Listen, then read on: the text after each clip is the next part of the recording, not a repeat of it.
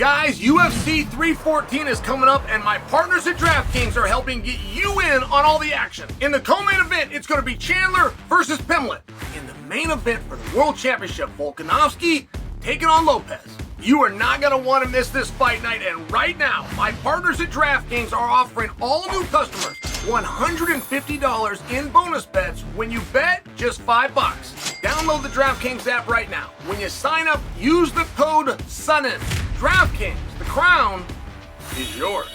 Use your $150 at DraftKings same-game parlays for a shot at an even bigger payout. Combine multiple bets together from the same fight. Love the thrill of live betting? DraftKings has got you covered. Bet live on in-progress fights as they happen, which makes watching the fights that much more exciting. If sports betting is not yet available in your state, don't worry. You can still join in on all the fun with DraftKings Pick 6 with a shot at cash prizes. Download the DraftKings Sportsbook app right now. New customers use my code SONNEN. Bet just $5 on any wager and get $150 in bonus bets instantly. That's promo code SONNEN, only at DraftKings Sportsbook. Carlos Prates smoking cigarettes 4 at a time. A pack a day. Did you hear when I said 4 at a time? Because 4 at a time can create a little bit of a vision within your mind, guessing what that's an expression for. Guessing what I mean by that. Well, I mean quite literally, he'll put 1, 2, 3, 4 cigarettes in his hands and put them in the mouth and smoke the sons of bitches 4 at a time. Now, I don't make a whole lot of it. I don't think he's got a massive smoking problem. I don't know that he's somebody that smokes. And allow me to identify what I mean by smoking. My aunt smokes. Bless her soul, my Aunt Paulette. She told me you're not a smoker if you try a cigarette. You're not a smoker if you try a couple of cigarettes or you're at a party and you're holding a cigarette. She said you become a smoker when you get addicted, when you need to have the cigarette. It's now not a choice. It's not a choice to be cute or social or to pull a spoof and get a laugh for the friends. Your body is craving something from within that cigarette, and anything that you do with a cigarette prior to that is not smoking a cigarette. So we're going to go off of my Aunt Paulette's rules. And I'm just not convinced that Carlos Prates is doing this for anything other than media attention. Now, that's a guess by Chael. I know a lot of those guys. I get along very well with a lot of those fighting nerds. But they have not let me in the inner circle. They don't tell me if that's just gimmick, if that's just good marketing. I'll tell you about a guy. And it was not a gimmick. The internet was different.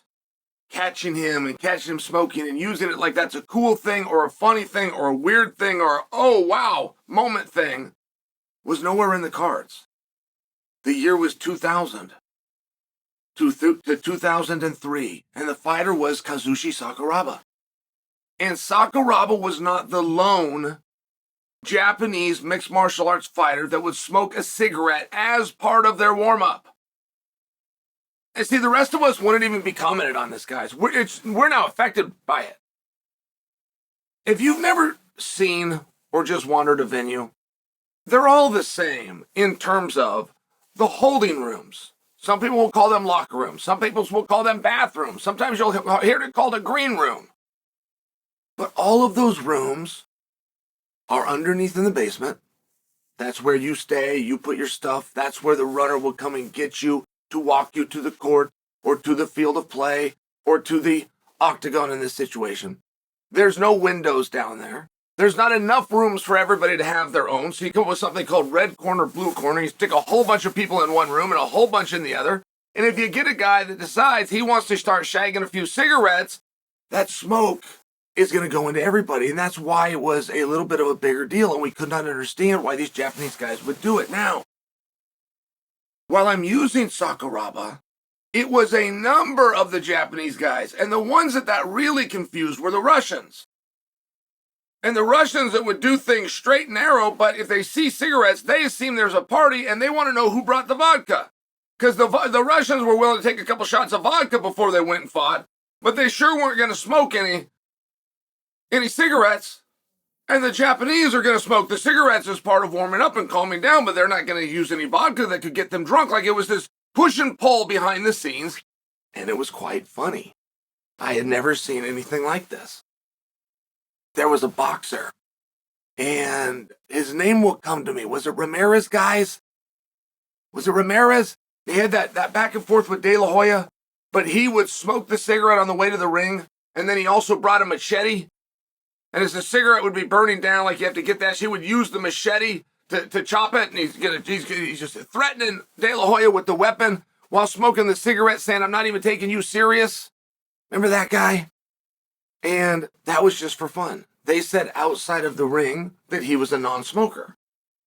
Non-drinker, for that matter. He was a locked-in absolute professional. The difference with the Japanese fighters is they smoke. They smoke before the fight. They smoke after the fight. They would smoke in between rounds if you let them. When you go to the post-fight party, there will be no signs that say smoking prohibited, or you would be banning the entire Japanese team from coming. And I'm just sharing to you, that seems to work. Like that just works. Mike Perry took a cigarette and blew it in Al Qaeda's face at a grappling event. Everything was going well. That's a big match. That's a good match. It was third down from the top. It wasn't supposed to be a huge match. Mike Perry lights up a cigarette, gets off the scale, of which he's overweight, and blows the smoke, almost like in a dare. What are you going to do? It doesn't matter. I don't respect your weigh-in policies, and I don't respect you. Like, all of this was said, and it was captured in an image. And the numbers for that match quadrupled right there in that moment. So there is something to the shtick of a cigarette. But the prudish side of me comes through as well. I don't want kids to see that. I don't want kids to think it's okay to smoke and believe I can be a world-class athlete.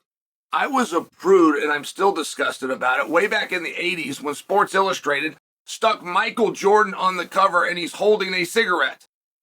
I apologize, it was a cigar, and he'd just done some gambling, he just bet something, or he bet his watch or something like that, and I just remember thinking, what a terrible image, not to mention it's not true. You're holding and smoking a cigar in this celebratory moment as though you would often hold and smoke a cigar, which possibly led you to this glorious moment, none of which were true, didn't really sit right with me. I'm not against Carlos Prates doing it right now, because I have decided that it's a shtick.